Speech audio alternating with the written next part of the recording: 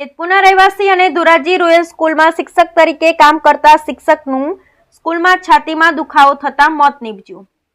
મૃતક અજય પાચાણીનું મૃત્યુ થતા પરિવારે ચક્ષુદાન કર્યું। ધોરાજી માનવ સેવા યુવક મંડળ દ્વારા જેતપુર સ્મશાનમાં જઈ કર્યું ચક્ષુદાન। માનવ સેવા યુવક મંડળ દ્વારા 290મું કર્યું ચક્ષુદાન।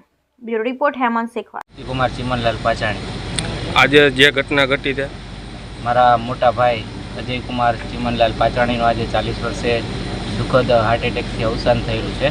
તો ત્યારબાદ અમે આજે એવો નિર્ણય લીધેલો છે કે ભાઈનું જે ચક્ષુદાન છે એ ચક્ષુદાન કરવું, એટલે ધોરાજીની જે ટીમ છે, ડૉક્ટરની ટીમ, જે સ્મશાન ખાતે જેતપુર સ્મશાન ખાતે ચક્ષુદાન લેવા આવેલા હતા અને અમે આ દુઃખદ પ્રસંગે પણ બીજા 2 લોકોને રોશની મળે એના માટે અમે ચક્ષુદાન કરેલું છે। અને આવી જ રીતે મારી બધાને નમ્ર વિનંતી કે બીજાને આપને રોશની મળે તો ચક્ષુદાન અવશ્ય કરતા રહો।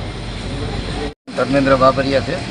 આજ રોજ ધોરાજીની રોયલ સ્કૂલના શિક્ષક અજયભાઈ પાચાણીને છાતીમાં દુખાવો પડતા દુઃખદ અવસાન થતાં એમના પરિવારજનોએ ચક્ષુદાનનો નિર્ણય કર્યો છે અને એમનું આજે જેતપુરના સ્મશાન ગૃહ ખાતે અમે ચક્ષુદાન કર્યું છે।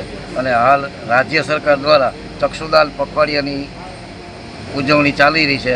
આવા સંજોગોમાં પાચાણી પરિવારે ચક્ષુદાન કર્યું અને અન્ય 2 લોકોના જીવનમાં અજવાળા પથરાશે।